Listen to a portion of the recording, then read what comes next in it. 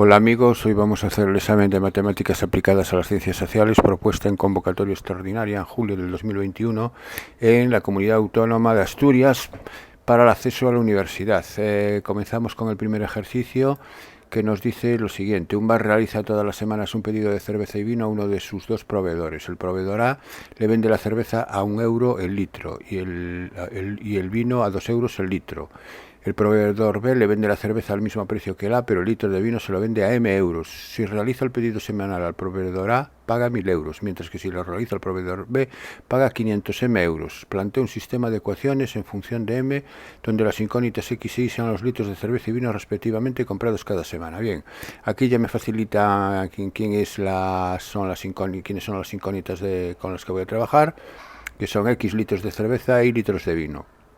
Vamos a plantear el sistema de ecuaciones en función de la compra de estos litros de vino y de cerveza a los proveedores A y B. Si se los compra el proveedor A, sé que tengo que pagarle 1000 euros. Y además el proveedor A me cobra un litro de cerveza, me cobra 1 € y el vino me lo cobra a 2 euros. Así que sería X por 1 más Y por 2, X más 2Y, tiene que ser igual a 1000 euros. Eso sería la primera ecuación.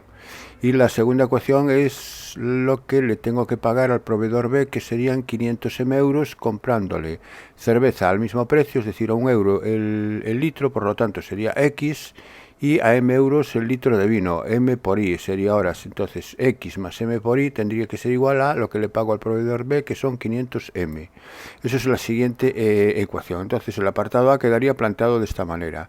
Este sería el sistema de ecuaciones en función de M. El apartado 2 ya me preguntan varias cosas, vamos poco a poco respondiéndolas. ¿Para qué valores de M el sistema anterior tiene solución? Bien, vamos entonces allá. Para qué valores de M el sistema tiene solución hay que estudiar la compatibilidad del sistema, y para estudiar la compatibilidad del sistema voy a utilizar el teorema de Roussé comparando rangos, pero lo voy a hacer por el método de Gauss. El método de Gauss es escribir la matriz ampliada del sistema, en este caso 1, 2, 1M es la matriz principal, le amplío con la de los términos independientes, que son 1500M, y ahora la hago escalonada, es decir, haciendo ceros por debajo de la diagonal principal de la matriz principal, que es 1M, debajo de la diagonal 1M tengo que hacer ceros, por lo tanto solo consiste en hacer un 0 donde está este 1, y para hacer un 0 donde está el 1 lo que voy a hacer es a la fila 2 le voy a restar directamente la fila 1, entonces si a la fila 2 le resto la fila 1 voy a obtener una nueva fila 2 que sería la 1, sería 1 menos 1, 0, M menos 2, M menos 2 y 500M menos 1000, 500M menos 1000, así queda indicado. Bueno, una vez que ya la tengo escalonada, aquí ya he acabado. Recordar ahora la definición del rango de una matriz cuando la matriz está escalonada por el método de Gauss. El rango de la matriz, siempre vamos a ver la matriz final, después del proceso de Gauss, es el número de filas que tienen al menos un elemento distinto de 0. Entonces, la matriz principal, que es 1, 2, 0, M menos 2, va a tener rango 1 o rango 2 dependiendo de si M menos 2 es 0 o es distinto de 0. Así que el valor donde tengo que fijarme es en este valor que hay aquí, en el M menos 2, igual a ρ 0, para ver qué valor de M me lo anula. Evidentemente me lo anula para M igual a 2. Esto es se me va a generar la siguiente casuística de estudio de la compatibilidad. Los casos son si M es distinto de 2, empezaré con el caso de M distinto de 2, que es el mayoritario. Si M es distinto de 2, ahora razonemos. Si M es distinto de 2, M menos 2 es distinto de 0. Si M menos 2 es distinto de 0, la matriz principal tiene dos filas con elementos distintos de 0. Por lo tanto, el rango de la matriz principal es 2. Y la ampliada, al ampliarle estas dos no pasa nada, el rango sigue siendo 2 también, porque seguimos teniendo dos filas con elementos distintos de 0, porque el M menos 2 es distinto de 0. Así que los rangos coinciden, ambos coinciden, y además coinciden con el número de incógnitas. Así que el sistema, según el teorema de Roussé, es un sistema compatible determinado, tiene solución única, es decir, si M es distinto de 2, el sistema tiene solución, y además es única, para cada valor de M, evidentemente. ¿Qué ocurre si M es igual a 2? Ahora, como M es igual a 2 ya es un caso particular, ya puedo sustituir la M por 2 en el sistema. Entonces me queda que la matriz escalonada obtenida por el método de Gauss, al sustituir M por 2 me queda esta matriz. m-2 sustituyo m por 2, aquí me queda 0, 500 por 2 es 1000, 1000 menos 1000, 0, que me queda 0 aquí también, y en la primera fila me queda 1, 2000. Es obvio, según lo que acabamos de definir antes, que el rango de A ahora va a ser 1, porque solo tengo una fila con elementos distintos de 0, y el rango de la ampliada también va a ser 1, es decir, los rangos van a coincidir con 1, que es menor que el número de incógnitas, sistema compatible indeterminado, con un grado de libertad. Bueno, entonces, ¿para qué valores de m el sistema anterior tiene solución? Pues para todos, con la particularidad de que si m es distinto de 2, el sistema tiene solución única, y si m es igual a 2, tiene infinitas soluciones. Entonces, en caso de existir es siempre única para m distinto de 2, vuelvo a repetir, y no lo es para m igual a 2, que tiene más de una solución. ¿Es posible que el precio del litro del vino en el proveedor sea también de 2 euros? Pues la respuesta es sí, porque aquí lo que hemos estudiado, si m es igual a 2, el sistema es compatible, por lo tanto es posible. En caso afirmativo, bien, ¿cuánto vino compra por semana si el pedido semanal de cerveza es de 400 litros? Vale. Estamos en el caso en que m sea igual a 2, entonces el pedido de cerveza es de 400 litros. En el caso m igual a 2, el sistema que nos queda ahora reducido a la matriz de Gauss es al sistema x más 2y igual a 1000. Como es un sistema compatible indeterminado con un grado de libertad, le podemos dar libertad a cualquiera de las dos incógnitas, a x o a y. Como ya me dice que el precio de la cerveza es de 400 litros, es decir, el pedido semanal es de 400 litros, ya me están diciendo que x es 400. Si x es 400, le estaré dando la libertad a x, dándole la libertad de que sea 400 y podré despejar y. Así que queda que 400 más 2y igual a 1000, y 2y es 1000 menos 400 es 600, y es igual a 600 entre 2 y serían 300 litros. Y sería el pedido de vino entonces serían 300 litros. ¿Cuánto vino compra por semana si el pedido semanal de cerveza es de 400 litros? Respuesta, aquí lo tenemos, 300 litros de vino. Y ahora, determinar la cantidad de cerveza y vino comprada semanalmente en cualquier otro caso, es decir, cuando el precio del litro del vino en el proveedor B no sea de 2 euros. Cuando no es de 2 euros, estamos en el caso m distinto de 2. Y para resolver el sistema, como es compatible determinado, lo puedo hacer por la regla de Kramer. Y la regla de, bueno, lo puedo hacer por reducción, por sustitución, como queráis. Entonces, lo que pasa es que hay que hacerlo en función de m, lógicamente. Por Kramer sería x igual al determinante de la matriz principal, sustituyendo la columna de los términos independientes por la columna correspondiente a la incógnita que estoy averiguando, en este caso x sería la primera columna, y dividido por el determinante de la matriz principal. Esto sería 1000m menos 1000m en el numerador, entonces partido por m menos 2, fijaros que aquí me da 0, así que la solución del problema, si m es distinto de 2, es independientemente de m, es decir, para cualquier valor de m, el número de litros de cerveza a comprar es 0, ninguna.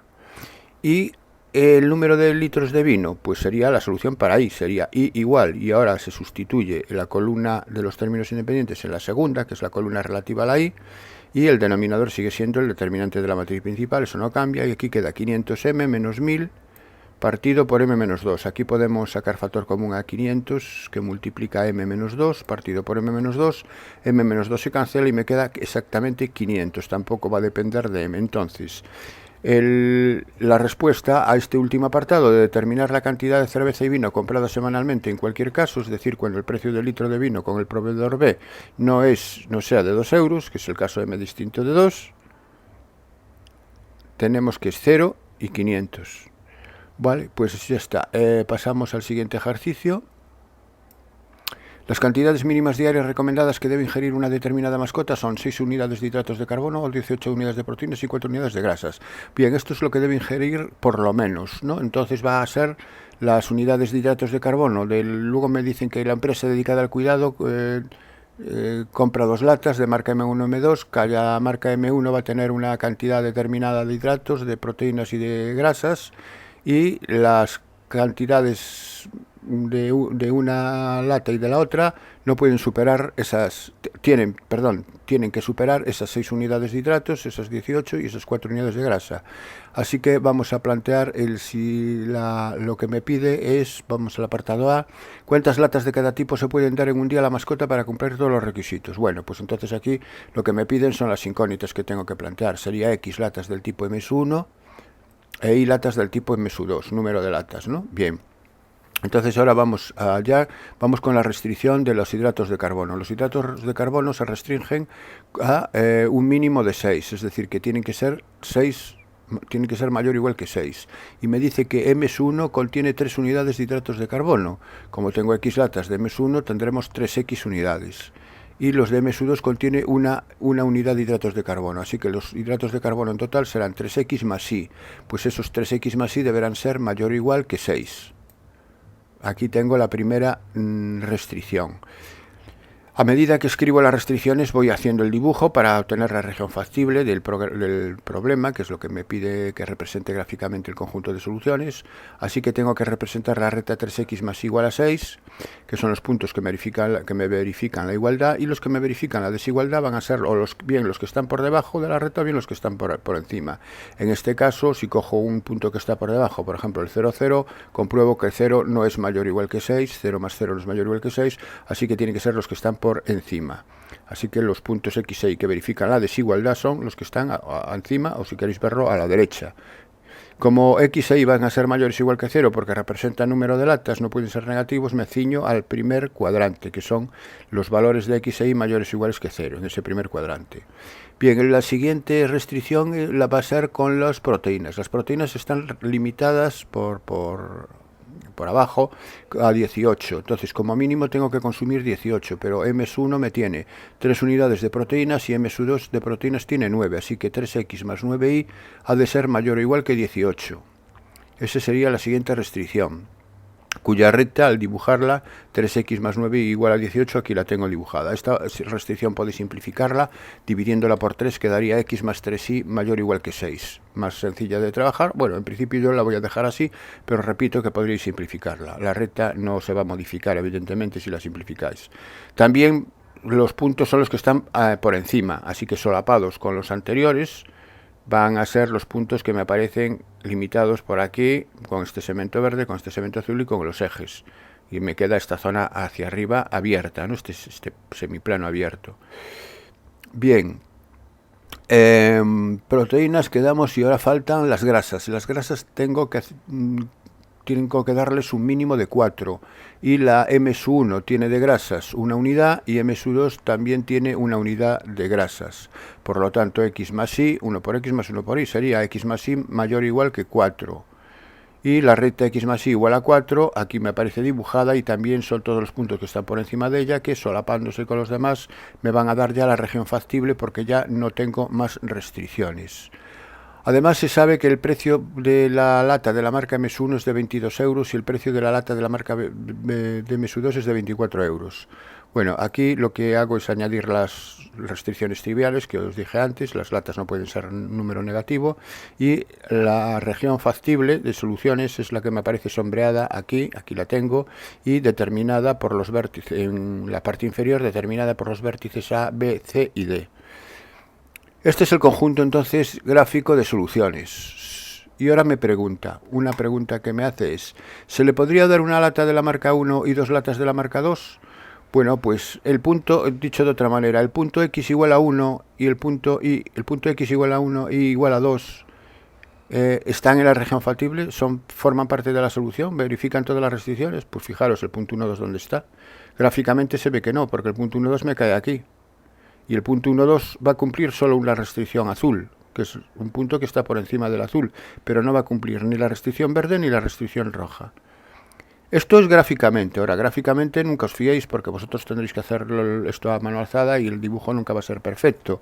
Así que procurar hacerlo siempre analíticamente. Es decir, comprobar si el punto 1, 2 verifica estas restricciones. A ver, vamos con la primera. 3x más y mayor o igual que 6. 3 por 1 más 2... es 5, ¿y 5 es mayor o igual que 6? No, por lo tanto ya me falla una restricción. Si me falla una restricción, la respuesta ya es negativa a la pregunta. No tienen por qué fallar todas, con que falle una es suficiente. La segunda, la azul, sin embargo la va a cumplir, porque ya lo veo yo gráficamente. Sería 3 por 2, 6, 6 más 9 por... no, perdón, 3 por 1 es 3. 3 más 9 por 2, 18. 18 más 3, 21. 21 es mayor que 18, la cumple, claro que la cumple. Sin embargo, la roja ya veo que en el gráfico no la cumple, y aquí tampoco la cumple, lo comprobamos. x1 y 2, 2 más 1 es 3, 3 es mayor o igual que 4, no, por lo tanto no la cumple. Bien, pues aquí hay dos restricciones que no cumple y por tanto la respuesta es que no puedo dar una lata de la marca MS1 y dos latas de la marca MS2. Bien, vamos al apartado B. ¿Cuántas latas de cada tipo se debería dar en un día a la mascota para que el precio de su alimentación sea mínimo? ¿Cuál es el precio de su alimentación? Pues el precio de su alimentación es 22x más 24y, porque cada lata MS1 cuesta 22, cada lata MS2 cuesta 24. Así que el coste de su alimentación, la voy a llamar C de xy a la función, es 22x más 24y. Y tengo que ver dónde se hace el coste mínimo. Bueno, pues el mínimo se va a hacer en uno de los vértices. Vamos entonces a comprobarlo, en qué vértice el coste es mínimo. Sustituyo el coste en el vértice A. Bueno, antes de nada, evidentemente, tengo que hallar los vértices. Calculo el vértice A. Antes aquí explico que el punto 1,2 no es solución, porque el punto 1,2 no pertenece a la región factible, eso ya lo he explicado. Aquí aparece el punto 1,2, ya se ve que no está dentro de la región, no es solución. Bien, el vértice A decía, el vértice A es la intersección de la recta x igual a 0, que es el eje de las y, con la recta verde, que es 3x más y igual a 6, si x es igual a 0 y es igual a 6. Estos sistemas son unos sistemas muy evidentes que ya paso de puntillas por encima. Entonces el punto A es el 0, 6. El punto B es la intersección de la recta verde con la recta roja, 3x más igual a 6, x más igual a 4. Restando las y se cancelan y queda que 2x es igual a 2, x es igual a 1 y el punto es el 1, 3. El punto C es la intersección de la recta roja con la recta azul y me va a dar de soluciones x3 y 1. También se restan, las podemos restar y se cancelan las x. Y queda 2 igual a 2 igual a 1. Y si es igual a 1, x es igual a 3. Bien, estos salen prácticamente sin necesidad de escribir nada. Y el punto D es el punto 6, 0, que es la intersección del eje de las x igual a 0 con la recta azul, x más 3 igual a 6. La recta azul aquí, sin embargo, la utilizo simplificada. En vez de utilizar 3x más 9 igual a 18, utilizo 3x más y igual a 6. Utilizo x más 3y igual a 6, que es la simplificada. Bien, pues una vez que ya tengo los puntos vértice, sustituyo el coste en dichos puntos. Entonces el coste en A me va a dar 22 por 0 más 24 por 6. 24 por 6 son 144 euros. El coste en el 1,3, sustituyo x por 1 y por 3 y me va a dar 94 euros. En el punto 3,1 me va a dar 92 y en el punto 6,0 me va a dar 132. ¿Cuál es el coste mínimo? El coste mínimo es 92 euros, que se corresponde con la solución 3 latas de tipo MS1 y una lata de tipo MS2. Luego me pregunta, ¿y para minimizar el número de latas del tipo MS1, qué come ese día? ¿Qué solución tendría que darle para minimizar las latas del tipo MS1? Pues fijaros que las latas del tipo MS1 se minimizan en la solución 0,6, que es donde no hay latas de tipo MS1. Aquí están minimizadas en 0, por los demás ya son una lata aquí serían 3 y aquí serían 6. Entonces minimizo las latas en 0. La solución es 0,6. Lo que pasa que evidentemente me va a costar más, pero aquí estoy minimizando las latas MS1, no estoy minimizando el coste. Así que esa sería la solución sería la 0,6, entonces la indico aquí. Y la solución que me hace el coste mínimo, sin embargo, lo que decía antes, era la 3,1. Aquí la tengo indicada, ¿vale? Bien, pues nada, bastante sencillo el problema. Siguiente ejercicio. Se ha investigado la energía que produce una placa solar en función del tiempo transcurrido en horas, desde que amanece x, obteniéndose que, una función definida a trozos, un trozo desde 0 hasta 8 y otro desde 8 hasta 12.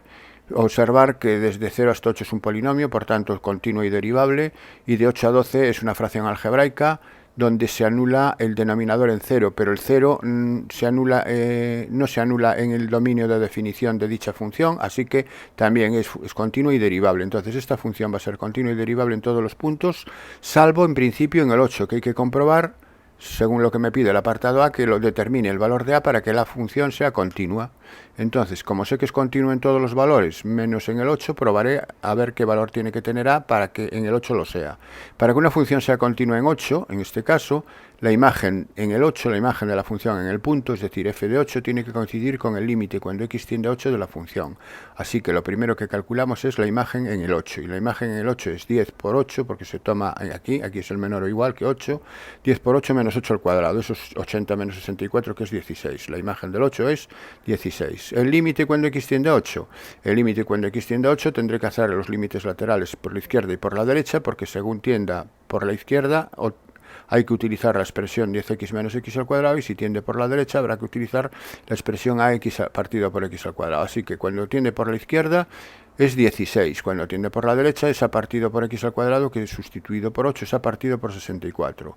Como para que sea continua el límite tiene que coincidir con la imagen, todo esto tiene que coincidir con 16, estos tres valores.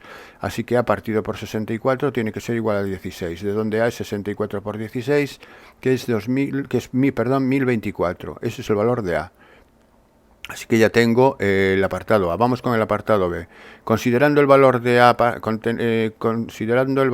obtenido en el apartado anterior, es decir, ahora ya trabajamos con A1024, estudia y representa gráficamente la función en todo su dominio. Para estudiar la función vamos a estudiar los puntos de corte. Como la función tiene dos trozos, hay que estudiar por separado los trozos. En los puntos de corte de 10x menos x al cuadrado con el eje de las x. Pues para hallar los puntos de corte de 10x menos x al cuadrado con el eje de las x lo igual a 0. Despejo, bueno, saco factor común a x, y esto tiene dos soluciones, que son 0 y x igual a 10. Entonces, los puntos serían el 0, 0 y el 10, 0, pero el 10, 0 no me sirve, porque el 10, fijaros que el 10 no forma parte del dominio de definición de 10x menos x al cuadrado, así que el 10 queda descartado, ¿eh? Como el 10 no pertenece al intervalo 0, 8, el 10 queda descartado, lo tacho, y el punto de corte es el 0, 0, que además es el punto de corte con el eje de las y, porque es el punto 0, 0 es un punto común al eje de las x y al eje de las y. Vamos con la función a partido por x al cuadrado. La función a partido por x al cuadrado no corta nunca al eje de las x. ¿Por qué? Porque nunca se anula, quedaría 1024 igual a 0, así que no corta el eje de las x. Siguiente paso es el vértice de 10x menos x. Como es una parábola, el vértice. Para el vértice hacemos la derivada. Y la derivada es 10 menos 2x, que se anula en x igual a 5. Entonces, la segunda derivada es menos 2, que es negativa. Si la segunda derivada es negativa, en x igual a 5, que es el punto crítico, hay un máximo relativo. Entonces tengo que en el 5 hay un máximo y se alcanza en el 5,25. Entonces es una rama de parábola que se alcanza en el 5. El 5 es un dominio está en el dominio de definición de esa expresión, por tanto, sí lo toma ahí.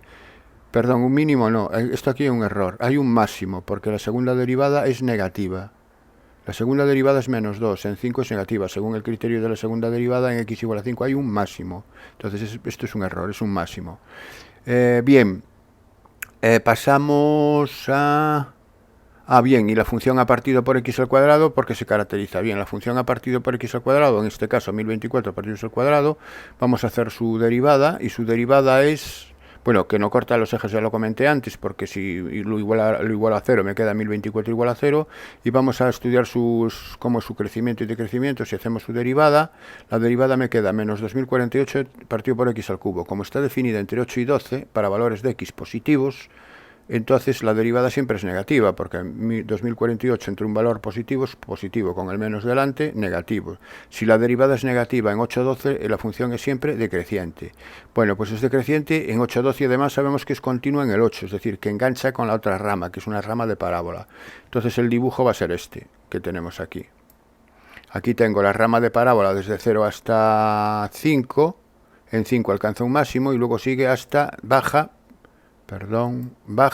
hasta 8. En 8 conecta con la rama 1024 partido por x al cuadrado con continuidad, por eso no hay separación. Y se genera esta rama naranja que se corresponde con la función a partido por x al cuadrado, que está definida de 8 a 12 y se detiene en 12. Bueno, pues esta sería la gráfica de la función. Y efectivamente aquí hay un máximo. Os comentaba que aquí hay un error, esto no es un mínimo, es un máximo.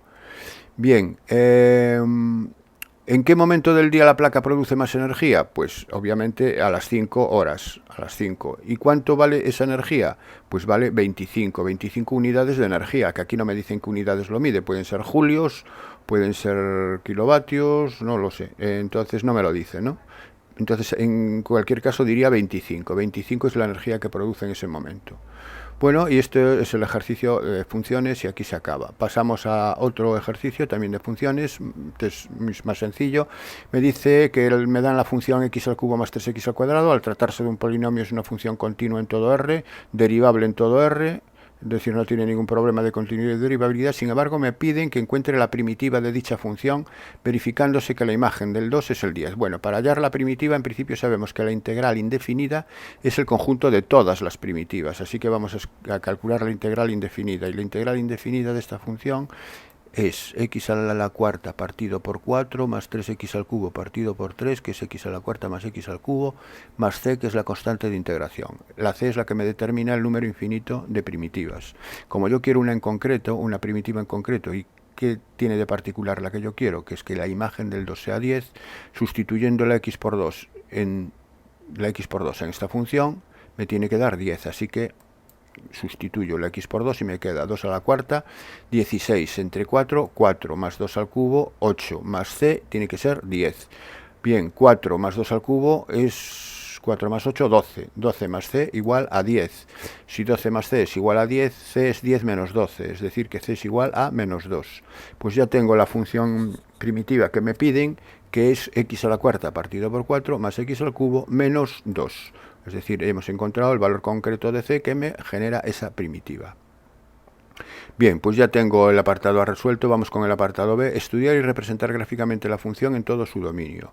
Bueno, para representar esta función en todo su dominio, lo que vamos a hacer es calcular el dominio es todo R, evidentemente, los puntos de corte con los ejes.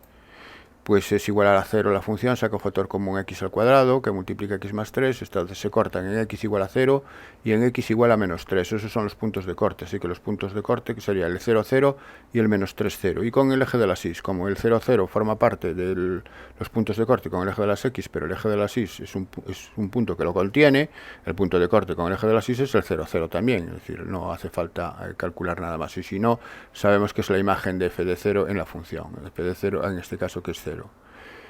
El siguiente paso es la monotonía, el crecimiento y el decrecimiento. Para ello estudio la derivada. La derivada es 3x al cuadrado más 6x. Veo dónde se anula, para qué puntos críticos tiene la derivada. Saco factor común al 3x para resolver la ecuación. Multiplica x más 2, las soluciones son 0 y menos 2. Esos son los dos puntos críticos, son 0 y menos 2. Para estudiar la monotonía, pues sé que estos puntos críticos me van a dividir el dominio, que es desde menos infinito hasta más infinito, que es todo R, en los siguientes intervalos. Desde menos infinito hasta menos 2 el primero. De menos 2 a 0 el siguiente, de 0 y de 0 a más infinito el último. Entonces me queda dividido el dominio en estos tres intervalos. Estos tres intervalos son de monotonía.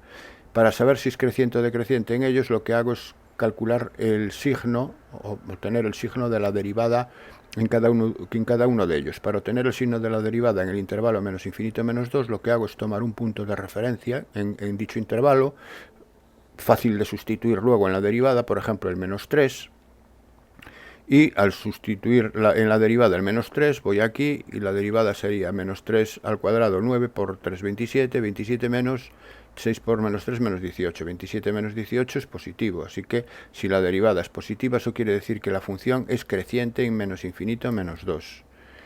Ahora en menos 2, 0 tomo el menos 1. Si tomo el menos 1, la derivada en menos 1 es 3 menos 6, menor que 0. La derivada en menos 1 es menor que 0. La función es decreciente en el intervalo menos 2, 0. Y por último, en el 0 más infinito tomo el 1 y f' de 1 es mayor que 0 y la función es creciente.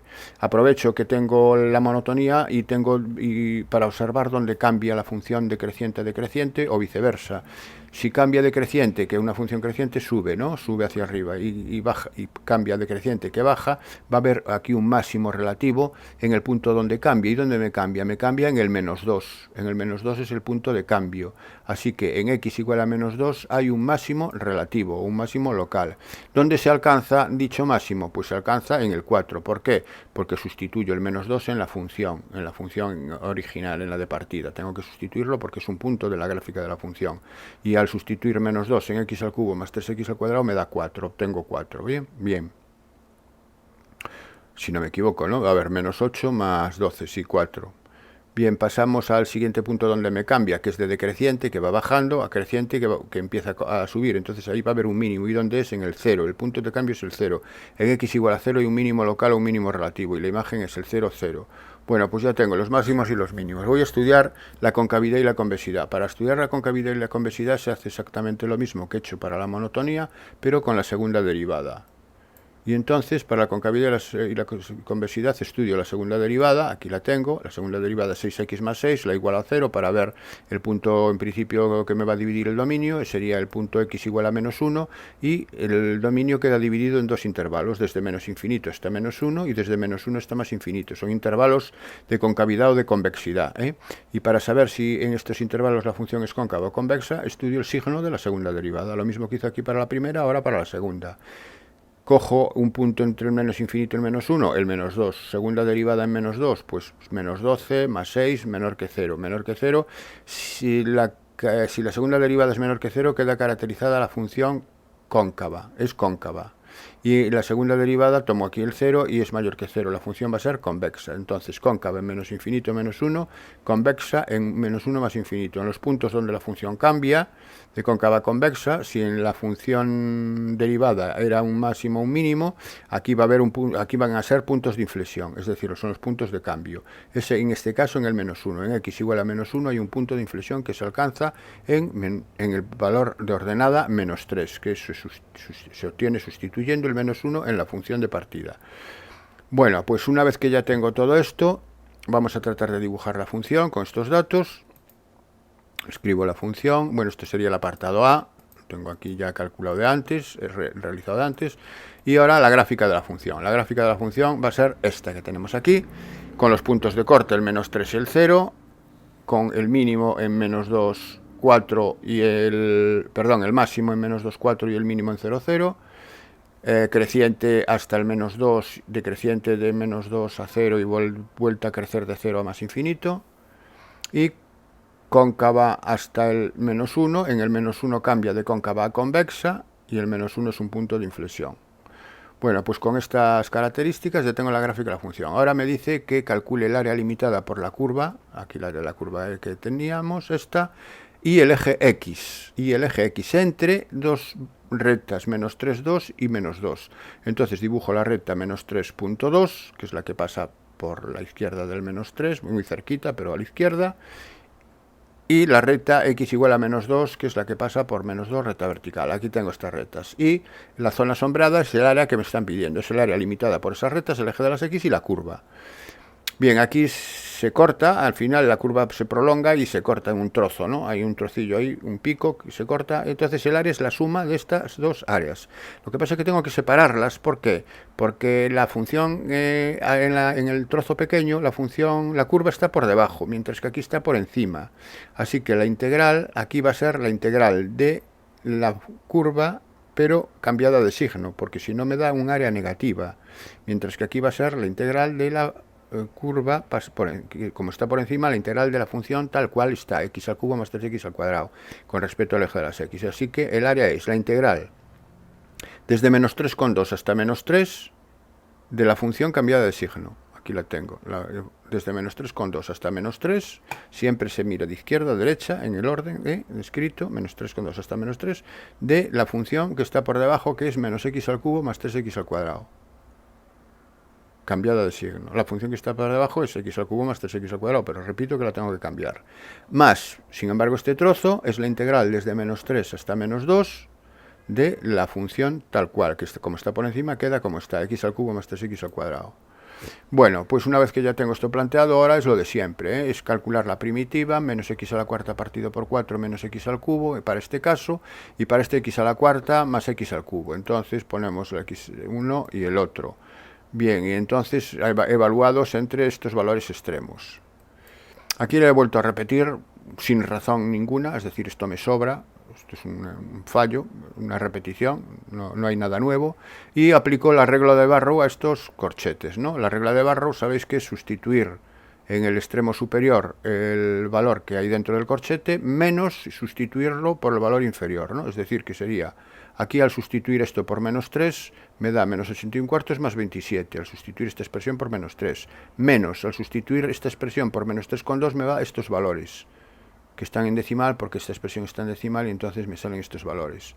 Más, al sustituir ahora esta expresión por menos 2 me queda 4 menos 8.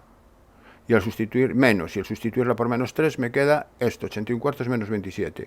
Bueno, esto ya son todos valores numéricos. Al hacer las operaciones con la calculadora, hacerla, os va a dar, si no me equivoco, a mí me dio 2,94 unidades cuadradas, donde una unidad cuadrada es la superficie de un cuadrado de lado 1 por 1 en el sistema de referencia que estamos observando. Entonces, esta zona sombreada equivale a casi a 3 unidades de este tipo, casi a 3. Bien. Pasamos al siguiente ejercicio.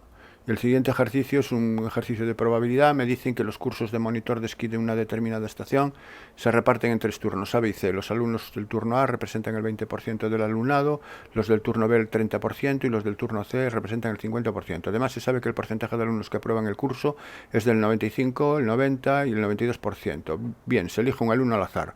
Bueno, pues este es el típico ejercicio de probabilidad de que se elige un alumno al azar, donde del alumno se van a estudiar 2 características.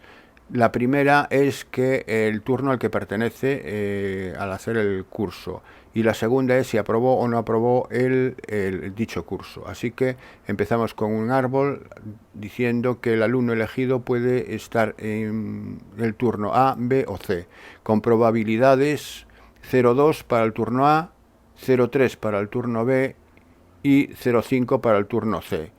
La suma, evidentemente, tiene que ser 1, si no algo falla, ¿no? Y evidentemente lo es. Ahora bien, si está en el turno A, me dice que los del turno A aprueban el 95%. Entonces, los del turno A le voy a llamar a aprobar éxito, de éxito, y el contrario utilizo la notación de la C para el contrario.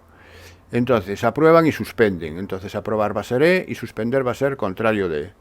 La probabilidad de que aprueben, 0,95 en A. De que aprueben en B, los que aprueben en B era 0,90, el 90%, 0,90. Y la que aprueben en C, que aprueben aquí condicionado a C, es 0,92. Puedo completar el árbol con los complementarios a 1. Aquí sería 0,05, aquí sería 0,10 y aquí sería 0,08. Pero en principio lo voy a dejar así y me preguntan ¿cuál es la probabilidad de que haya aprobado el curso y no sea del turno B? ¿Cuál es la probabilidad de que haya aprobado? Es decir, E y no sea de B y contrario de B. Esto es una probabilidad de una intersección porque aquí no hay ningún conocimiento previo ni hay ningún condicional.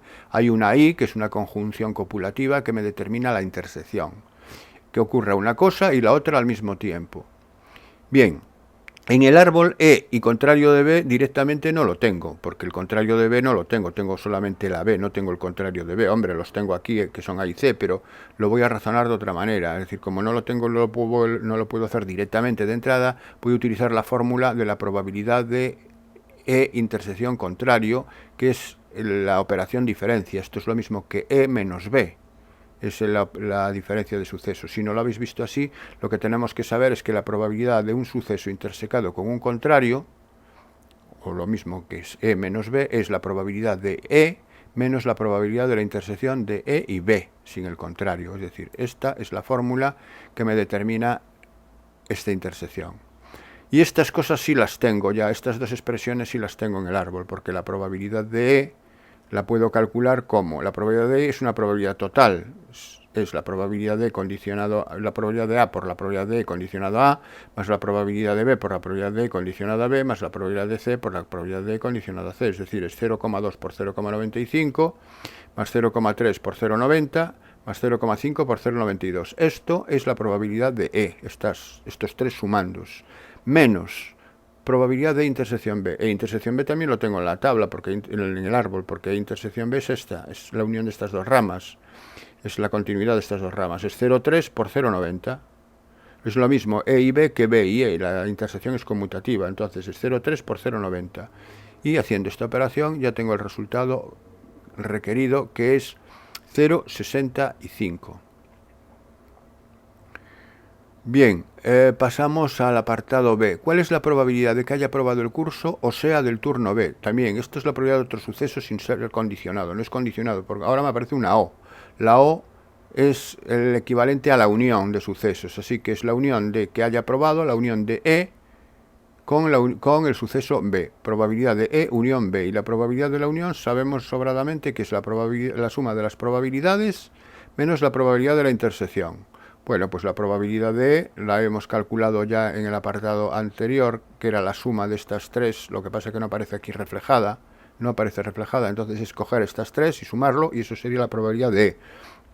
Lo vuelvo a indicar en todo caso. La probabilidad de B la tengo que es 0,3, este es única, es 0,3, y la probabilidad de intersección B también la tengo en la tabla, que es 0,3 por 0,90, así que esta probabilidad es la suma de las tres, es la probabilidad de E, que es lo mismo que tenía anteriormente, más, ahora, probabilidad de B 0,3, más 0,3 menos la probabilidad de la intersección B, que es 0,3 por 0,90. Bueno, y ahora aquí es hacer estas sumas y el resultado final es 0,95. Bien, acabado el ejercicio 3A. Pasamos al siguiente.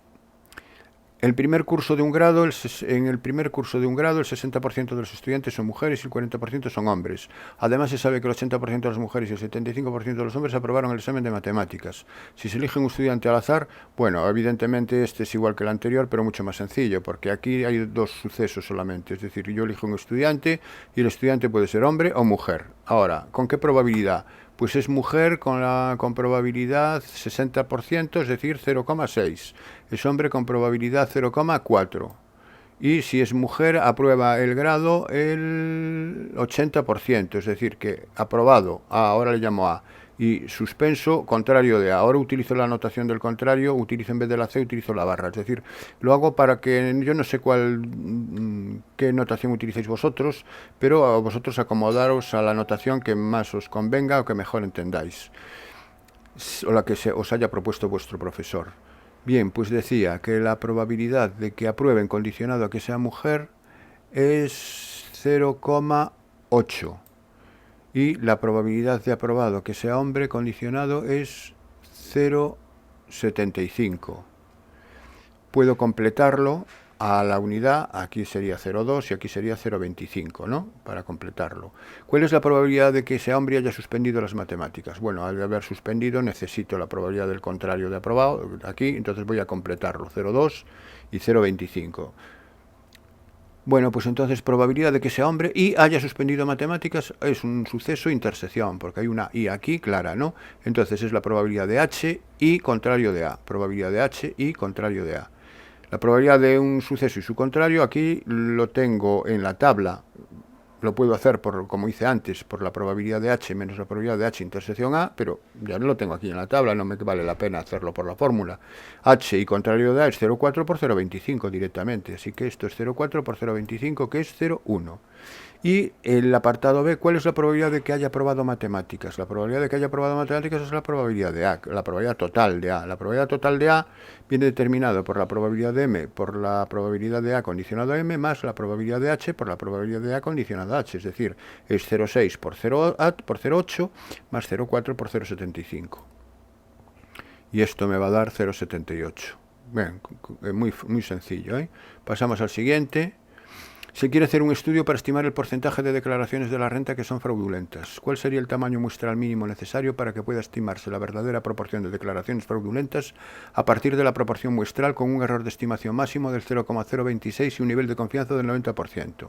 Bueno, sabemos que la fórmula que me determina el error de estimación es el Z alfa medios, que es el valor característico Z que me deja probabilidad acumulada del 1 menos alfa medios, donde 1 menos alfa es 0,9, que es el nivel de confianza. Ese Z alfa medios, que es lo que tengo que averiguar, por la raíz cuadrada de la proporción muestral, por 1 menos la proporción muestral partido por el tamaño de la muestra. Lo que ocurre que en este caso la proporción muestral la desconocemos, no me la dan. Cuando es así, cuando la proporción muestral no me la dan, siempre se toma como proporción muestral 0,5, siempre. De tal manera que la raíz cuadrada de esa fórmula me va a aparecer siempre raíz cuadrada de 1 partido por 4n. Es decir, que la fórmula del error va a ser esta que tengo aquí. Z alfa medios, raíz cuadrada de 1 partido por 4n. ¿Por qué? Porque si tomo 0,5 de proporción muestral, me queda 0,5 es un medio, ¿no? Me quedaría un medio por un medio, que es 1 menos un medio, 0,5 por su contrario a 1, que es 1 menos un medio también, un medio por un medio, un cuarto. De ahí que me salga este un cuarto aquí partido por n, pues eso se tomaría en este caso. Entonces este sería el error. Lo único que tiene que ser menor o igual que 0,026. Lo único que me queda averiguar es el z alfa medios. Para hallar el z alfa medios, eso se hace en la tabla. Lo que pasa es que en este caso me dan esta información aquí abajo, en este examen, no me dan tablas, me dan esta información y me dan una serie de valores que en realidad viene en la tabla, y lo que pasa es que aquí me dan 4 o 5 que tengo que comprobar a ver si uno de ellos es este, ¿no? Bueno, pues 1 menos alfa es el nivel de confianza, 1 menos alfa es 0,9. Si 1 menos alfa es 0,9, alfa es 0,1, alfa medios es 0,05 y 1 menos alfa medios es 0,95. El 1 menos alfa medios es la probabilidad acumulada, dicho de otra manera, es la imagen en la función de distribución del z de alfa medios.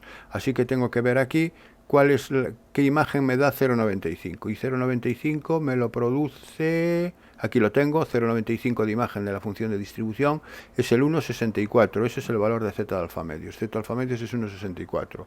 Me voy aquí y escribo 1,64 raíz de 1 partido 4n menor que 0,026, raíz de 4n que está dividiendo pasa multiplicando, y me queda que la raíz de 0,026 por raíz de 4n es mayor o igual que 1,64, el 0,026 pasa dividiendo el 1,64, queda que la raíz de 4n es 63,07, y ahora elevo todo al cuadrado para cancelar la raíz y que me queda 4n mayor o igual que esto al cuadrado. Esto al cuadrado es 3.977,82. Despejo la n y n ha de ser mayor o igual que esto entre 4. Y esto entre 4 es 994,45. Aquí se coló una m, esto es una coma, la decimal. 994,45. Así que el primer número entero que verifica que es mayor o igual que 994,45 es 995. Así que el tamaño mínimo de la muestra es 995. Esa sería la solución. Apartado B. En una muestra aleatoria de 1000 declaraciones obtuvo que 110 de ellas eran fraudulentas. Ahora sí tengo la proporción muestral de fraudulentas, que son 110 partido por 1000. Eso sería la P circunfleja de la fórmula del intervalo de confianza. Y lo que me piden es, en función de esta muestra, obtén con un nivel al 90% un intervalo para estimar la proporción. Bueno, el intervalo es z alfa medios por la proporción muestral, por 1 menos la proporción muestral partido por n. El z alfa medios en este caso, ¿cuál es? Como es del 90%, es igual que en el del apartado A. El del apartado A era el 90% y el z alfa medios era 1,64. Entonces, en este caso, el 1 menos alfa sigue siendo 0,9 y ya no hago todo el proceso intermedio porque sé que el z alfa medios va a ser 1,64, ¿no? Por el apartado anterior. No es necesario que hagamos otra vez todo. La proporción muestral es 110 entre 1000, eso es 0,11. No lo he escrito, no sé por qué no lo he escrito, pero debería escribirlo al principio. Aquí lo he omitido, me ha quedado atrás, me ha quedado en el tintero, así que perdonar ese error. Entonces, el intervalo al 90% es el proporción muestral, que es 0,11. Repito, ¿de dónde sale este 0,11? Sale de 110 entre 1000. Más menos z alfa medios por la raíz cuadrada de 0,11 por 1 menos 0,11, que es 0,89, partido por 1000.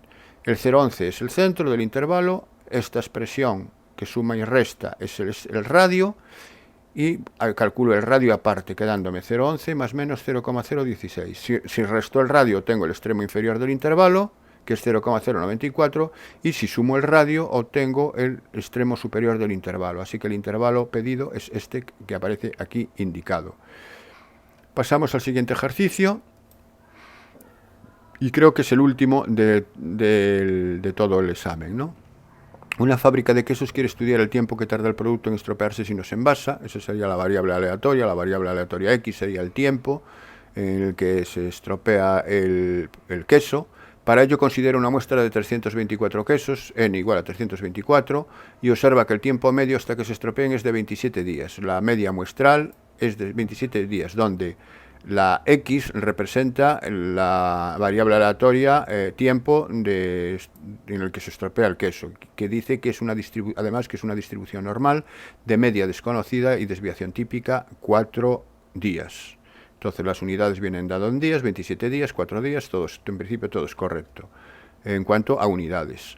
Bueno, una vez que tenemos estos datos me dicen, construye un intervalo de confianza para el tiempo medio de la población, evidentemente, para este valor, para el NU, que tarda en estropearse este tipo de queso al 99% de confianza. Como siempre, el 99% de confianza me indica que 1 menos alfa es 0,99. Tengo que buscar el 1 menos alfa medios a partir de esta expresión. Entonces, alfa es 0,01, alfa medios es 0,005 y 1 menos alfa medios es 0,995. Una vez que ya tengo el valor de probabilidad acumulada, que es 0,995, me voy a la tabla, que en este caso es esta información, y el 0,995 procede del 2,58. Así que Z alfa medios es 2,58. Bien, aquí lo tengo. Bueno, pues entonces ahora es saberse la fórmula del intervalo de confianza para la media, que es la media muestral, 27, más menos z alfa medios por la raíz cuadrada de sigma, que es 4, partido raíz de n, que es raíz de 324. Aquí tengo entonces mi intervalo de confianza al 99%, es 27 más menos 258 por 4 partido raíz de 324. 27 es el centro, 258 por 4 raíz de 34 es el radio, hago el radio aparte, calculo el radio aparte, y ahora resto el centro al radio, tengo el extremo inferior del intervalo y se lo sumo y obtengo el extremo superior del intervalo, con lo cual ya tengo resuelto el apartado A. Vamos con el apartado B. ¿Cuál sería el tamaño muestral mínimo necesario para estimar el verdadero tiempo medio a partir de la media muestral con un error de estimación máximo de 0,5 días y un nivel de confianza del 99%? Bueno, el error máximo cometido siempre es el radio, es la expresión del radio. En este caso, si es al 99%, el z alfa medio sigue siendo 2,58, porque el 99% era lo del apartado A, ¿no? Entonces no tengo que hacer todo el proceso, sé que es 2,58. El sigma, que es 4, eso sigue manteniéndose, eso no cambia, porque la desviación típica de la población no cambia, es independiente de la muestra que vaya a tomar. Y lo que sí aquí es raíz de n, porque es lo que me piden ahora, ¿no? Me piden el tamaño de la muestra para que el error sea inferior, o sea, dice máximo a 0,5, para que sea máximo no puede superar 0,5, así que ha de ser menor o igual que 0,5. Entonces 2,58, la igualdad es 2,58 por 4 partido a raíz de n menor que 0,5. Esto es lo que tengo que resolver. El raíz de n pasa multiplicando a 0,5 y queda mayor que 4 por 2,58. 4 por 2,58 es 10,32. El 0,5 lo paso dividiendo a 10,32 y me queda raíz de n mayor que 20,64. Elevo al cuadrado ambos miembros para que la raíz se cancele y me queda n mayor que 426,09. El primer número entero que es mayor que 426,09 es el 427, así que el tamaño mínimo de la muestra es 427. Esa sería la solución de mi ejercicio. Bueno, y con esto acaba todo el examen propuesto en Asturias. Recordar que el profesor siempre tiene vuestro profesor tiene la última palabra. Disculpad los errores que se hayan podido deslizar y os espero en el próximo vídeo y darle un like si os ha gustado. Hasta pronto.